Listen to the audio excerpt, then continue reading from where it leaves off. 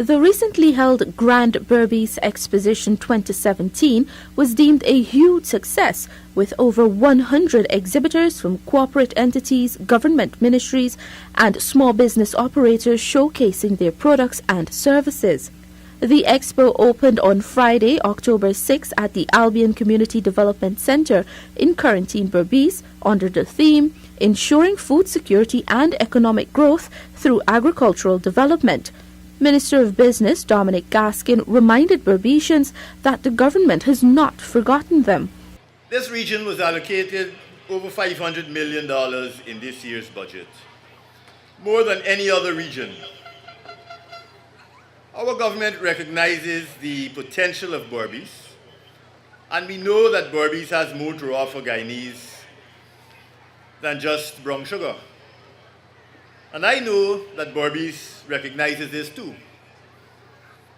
Now, I saw in the news this week that Region 6 was drafting an economic plan to stimulate its economy, and that the plan was based on diversifying agriculture in this region and focusing on other areas of agriculture besides rice and sugar. Now, this is good news for Berbice.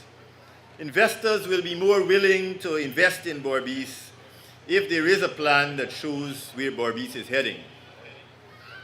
So I am looking forward to working with this region and its leadership to promote investment, to promote exports, to promote value-added activities, and to promote tourism. And I believe it is in a plan such as this that we can start to look at opening up new roads as suggested by the President of the Chamber, Mr. Rafiq. I believe that is the appropriate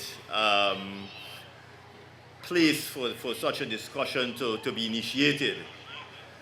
And I don't think it's anything that would not be supported by our government if this was what this region wanted, this was how where this region saw its future going.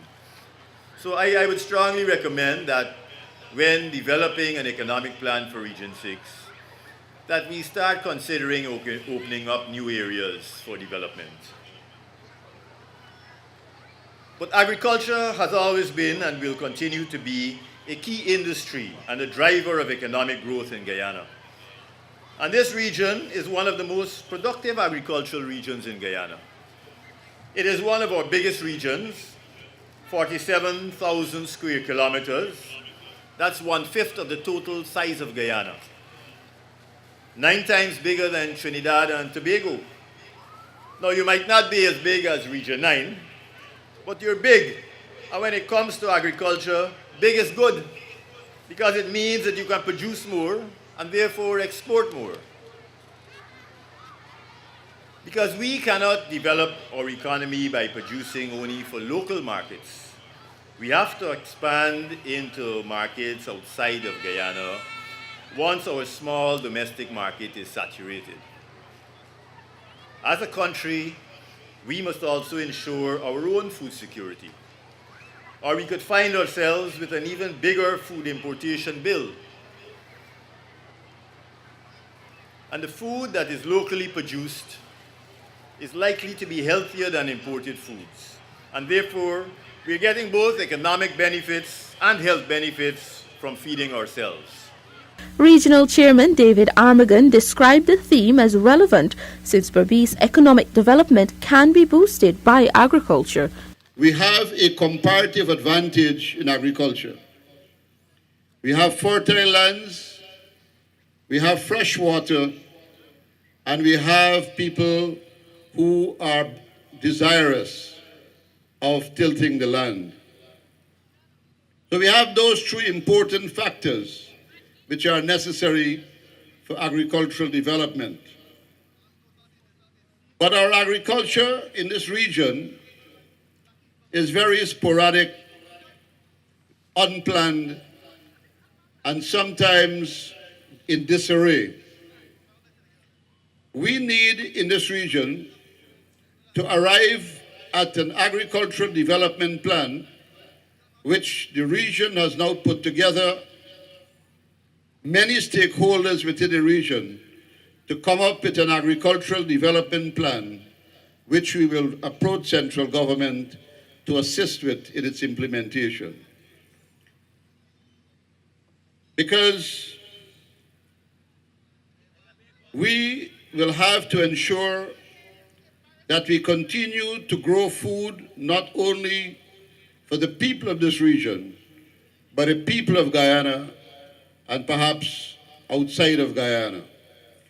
Whilst we are excited about the prospect, and not only the prospect now, it seems as though oil will flow in 2020, and there is a likelihood that all of us will become millionaires overnight. We still have to provide food because we have seen the experiences of other countries, our neighbors, Venezuela, Trinidad, and some other countries, that even though they are rich oil-producing countries, today they are searching for food. We cannot afford to go that way. So even whilst we continue with the oil industry, which will bring lots of benefits to our people, we must also coexist with agricultural development so that the people of our country will have food security and agricultural development. Several exhibitors spoke about their products and services on display. Our goal here today is really to sensitize parents about the programs we have, the benefits of our robotics, our scratch coding, and our math programs, and also to help them to understand how these programs will prepare the young people for a future in Guyana that will be markedly different from the present today.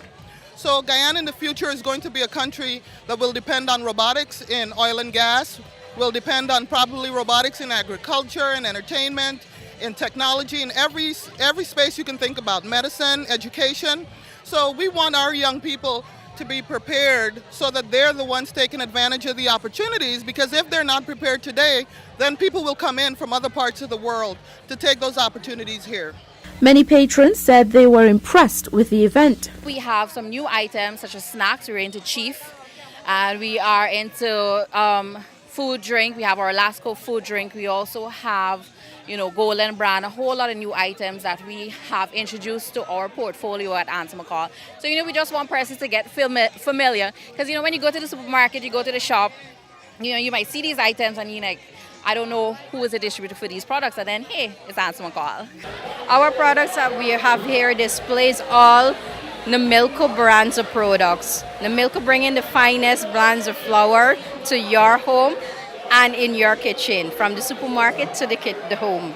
And we have from all the health food, and we also have the Thunderbolt and the self-rising product also. So mainly we are promoting the health food. Most of the products we have here were done by students at our institution. We have a new mode of training, that is the competency-based education training, where we don't have a syllabus, but we have standards. The standard is divided into a number of units, and as students become competent in a unit, they will move on to the next unit until they finish a particular program. So all the projects behind there were done from our students, from scrap or plain material. They use machines and so on, build them. So far the expo is going nice. The nice music, the atmosphere, the vibes, everything is good. The people, good turnout and everything. Oh, the booths them, well, they could see a lot of stalls. Everybody come out in the full participation and everything. Well, I never come with my friends, so it's really nice. I feel happy about the expo because I have my family with me, my husband, my 2 daughters, my son-in-law, my grandson is here. I purchased a shell gas with everything on the bottle. So I'm feeling good about it. The rhythm is with me. Yes, it is great so far. As a first-time exhibitor, it is great so far, and I am enjoying, and I see a lot of people is enjoying as well, the yearly event. The booths are great. As usual, every year we have a few different booths, and they're always great. The scores of persons who attended the opening night was entertained with dancing, steel pan drumming, and several games for children.